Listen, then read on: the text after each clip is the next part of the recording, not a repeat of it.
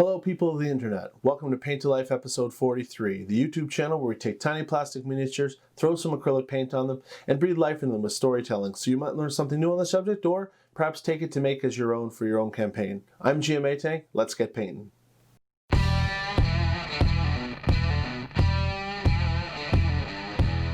Alright, so I've been gone for a couple weeks. I was traveling for work, and last week I released a show and tell from a friendly local gaming store in Langley, British Columbia called Toy Traders. If you missed it, you can check it out here. It's definitely a store you're going to want to see, and if you can't make it there in person, this is the next best thing. Now that I've been sufficiently infused with mountain love, tonight I'm going to be painting a Nolzur's Marvelous Miniatures Diving Griffon. A Griffon, or Griffon is a legendary creature with the body, back legs, and tail of a lion, and the head and wings of an eagle, with sometimes an eagle's talons as its front feet. Now, because the lion was considered king of the beasts and the eagle was considered king of the birds, by the Middle Ages the Griffon was thought to be an especially powerful and majestic creature. In medieval heraldry, the Griffon became a Christian symbol of divine power and guardian of the divine. Now in D&D, the Griffon joins other mythical creatures in the Monsters Manual with things like the Behir, the Kraken, the Manticore, the Basilisk, and Rock, as creatures from humanity's past that we can now play with in Dungeons & Dragons. They have exceptionally long lives, about 150 years in the wild, and additionally they mate for life, so if its mate was to get killed, they don't go looking to replace it, which would make for a potentially awfully long 150 years. But they're exceptionally good parents, with both parents taking a hand in raising the fledglings in tight family units. Both parents guard the eggs, which usually hatch in about 4 weeks, and they'll protect them with their lives. There are few creatures as dangerous in the air as griffons. They have more speed and agility and can outmaneuver hippogriffs, pegasus, manticores, and harpies, whose song actually enrages the griffons. And believe it or not, they can also swim, albeit not very well. But when they're wet, they need to let their body dry a bit before they can fly again. Now, griffons have about the intelligence of horses, but they're very prideful creatures with very meticulous cleaning habits. While some creatures have been able to rear griffons from a young age to serve as mounts, it is exceptionally difficult skill to master without some severe talent or a cheat like saving a griffon's life or raising one from a newborn, which is why griffon eggs are super valuable. They also have eagle-eye vision, but that makes sense. And if you're playing in D&D and you encounter a flock of griffons high in the sky, they're probably coming after you for your horses, as they eat a tremendous amount of food and horse meat is their favorite thing. So you can let your horses go as a diversion and you'll probably be okay. Those griffons don't want anything to do with you. But if you stick around or engage them or try and defend the horses, they'll fight you ferociously from the air with swooping, diving attacks, and they might even pick you and your horse up with their immense strength and drop you from height and let gravity take care of the small details. So who is our griffon in tonight's story?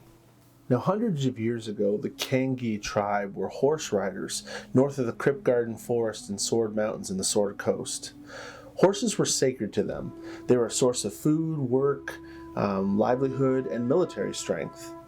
But the biggest threat to the Kangee way of life were the wild griffons in their territory, allowing them to proliferate, as a flock of wild griffons could decimate entire herds of horses in a few short months.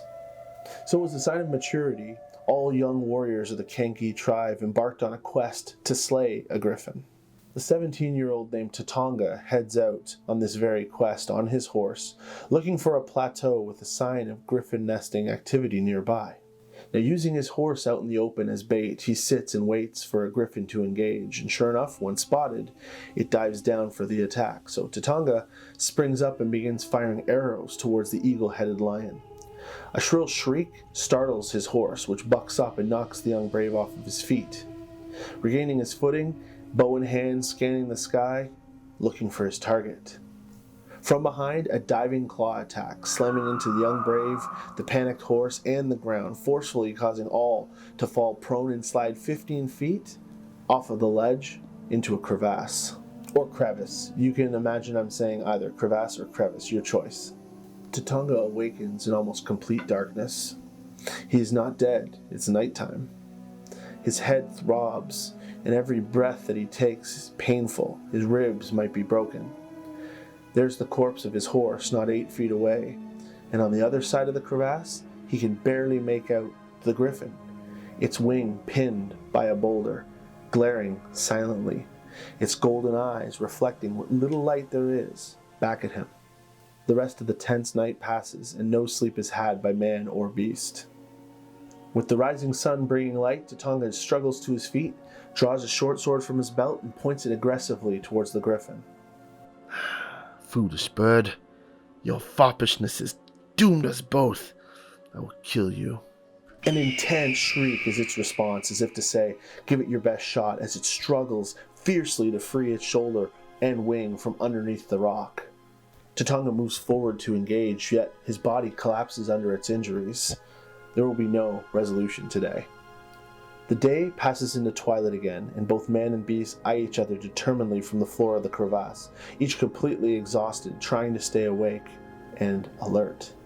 Hours pass, and the brave finds himself riding atop his horse on the plains, the sunlight on his face. Had it been a dream? Had he slept? Or were these the fields of the wilderness god Sylvanus? Suddenly he hears the panicked shriek of the Griffon, and he returns back to reality.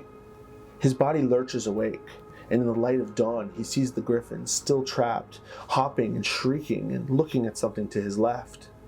He turns his head to look and see a large desert constrictor snake about a foot from him, preparing to entangle him.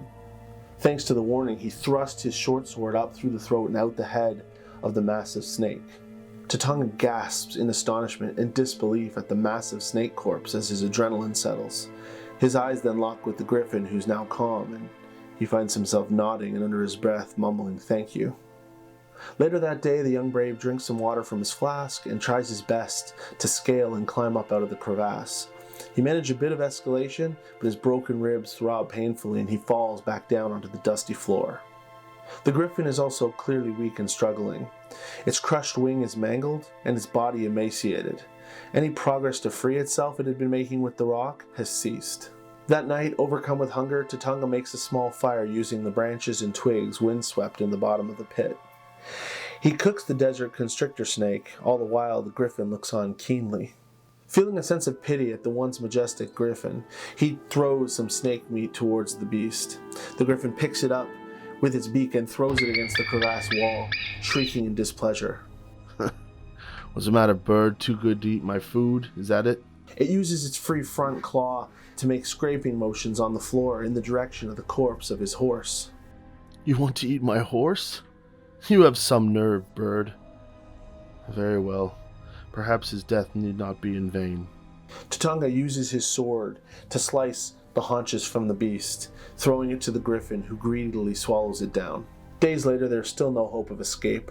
Tatonga's water skin is now empty, and he realizes he will not last another day at the bottom of the pit, so he summons all of his courage and tries to climb out one last time. Goodbye, bird. It's been something. Tatonga makes it further up the wall of the crevasse than ever before, but he is still too weak and injured, and within 5 feet of the top, slides back down the threatening rocks, cursing all the way. The weakened Griffon gently coos and taps on the boulder, trapping it with its beak, and tugs his mangled wing. Why the hell not, bird? If you attack me, at least I'll die a warrior's death instead of wasting away in this hole. Tatonga cautiously walks to within striking distance of the Griffon, pushes against the boulder that's trapping its wing, and while he does this, the Griffon pulls and pushes up with all of its might, and the rock slides aside, freeing the wing and causing Tatonga to fall painfully onto the ground beneath the animal. The Griffon takes one small step and stretches out its one good wing as well as its mangled wing, and then begins preening at its feathers. While the brave attempts to get out from underneath it, he feels a massive claw wrap around his waist and squeeze him firmly. The young man is suddenly then picked up while the Griffon painfully climbs up and out of the crevice. Once under the blue sky, the beast places Tatonga down, takes a step back, then topples over into a slump of blood and feathers, exhausted. The young warrior nods at the Griffon out of respect, and for the next 2 days and nights stays with it, bringing it food and water, but it continues to refuse to eat and looks more and more sick each passing day. On the 3rd morning since escaping the crevasse, Tatonga is awoken from a catnap by a loud shriek.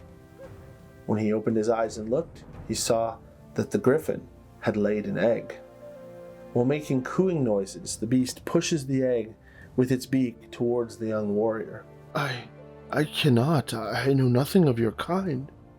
The griffin made a sound reminiscent of a coarse laugh. It looked directly into Tatanga's eyes for a moment, then laid its head down on the ground and quietly succumbed to its wounds. Now Tatanga would watch that egg hatch.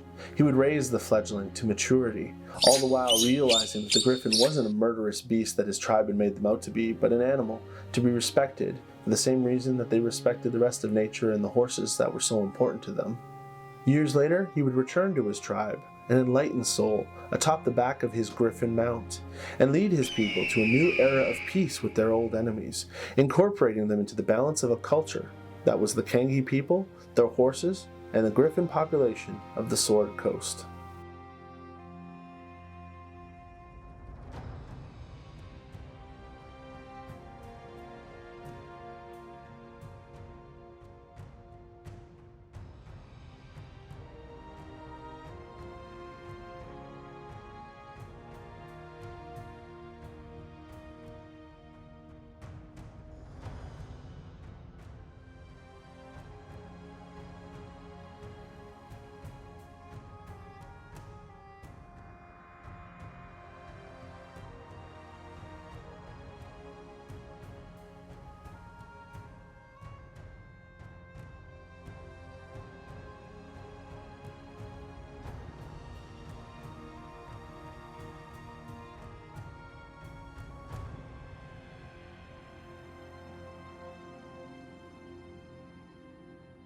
Alright, so what did you think of the story of Tatanga, the first griffin rider of the Kangee, and the ancestor of all the griffin mounts in the region to this day? Here's the griffin, mounted on a piece of the Rocky Mountains for the shelf.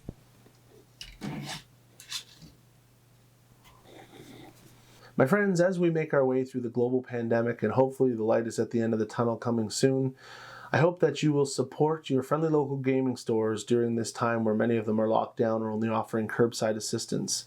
Place an order with them for some miniatures, for some paints, and paint a life along with us. There are plenty of episodes to follow, and of course the video that I paint up here is available on Tuesdays for you to review. If you have any suggestions of things you'd like to see me paint on Paint a Life, feel free to leave them in the comments below. And of course, like, subscribe, and share my content to help the channel grow. That's it for now. I'm GM Atank. We'll see you next time. Wash your hands, people.